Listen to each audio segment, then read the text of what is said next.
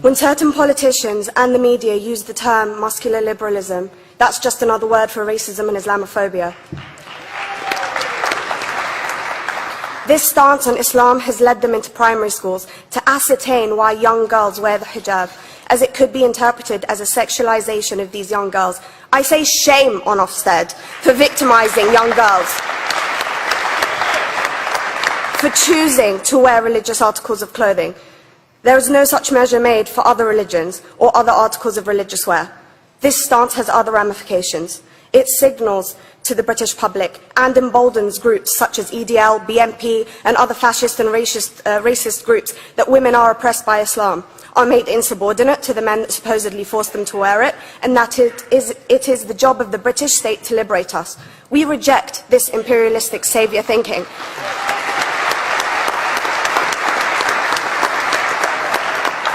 And I am here to state for all people who choose to practice their beliefs openly that we are not oppressed by our faith.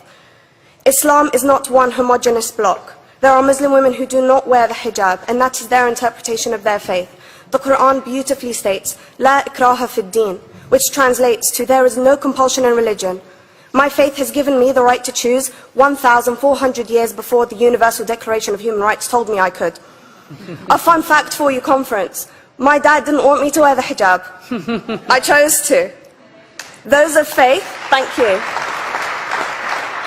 Those of faith should have the right to choose to wear their articles of faith. Sikhs wearing the turban, Jews wearing the kippah, or Christians wearing the crucifix. Practicing my right to freedom of expression through the hijab empowers me and other women like me to know that we are able to make decisions for ourselves. Through the hijab, women like me feel empowered to overcome the social expectations of sexualization that is relevant and has currently resulted in many cases of anxiety and worse. I can speak for myself and others like me. At school, I was able to focus more on the thoughts that were running through my mind than how good I looked to the world. The NUT has supported a woman's right to choose when it comes to pregnancy. I want conference to support my right to wear the hijab.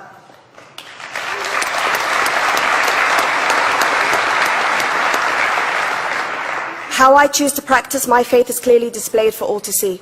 This makes me the target of hate crime. The level of racist attacks on Muslim women is disproportionate to any other oppressed group in British society because we are an easy target. This decision by Ofsted has ramifications beyond the school gates and must be seen in the context of increased attacks on the Muslim community and perpetuates the outdated notion that Muslim women are victims. I was on a trip last year to Hampton Court with my Year 7s, where a man felt comfortable to call me a terrorist. As a Muslim woman, I'm not a victim, so I challenged him. He denied it. I'm sure you've heard of the Punish a Muslim Day. It's been spoken about a few times already this morning. And as a Muslim, I'm actually quite optimistic. They're trying to limit it to one day. That's 364 less than normal.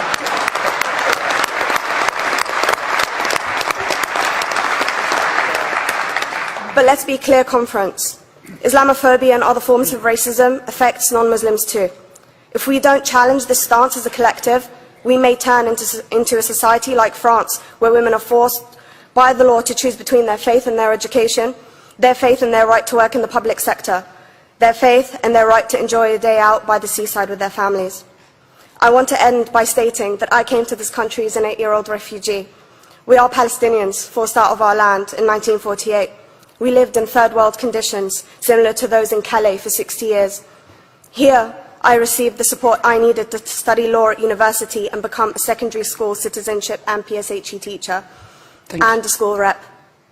An injury to one is an injury to all, and I want to thank the Union for its stance on all oppressed groups, in particular mine, Palestine. Thank you, Conference. Thank you, Latifa.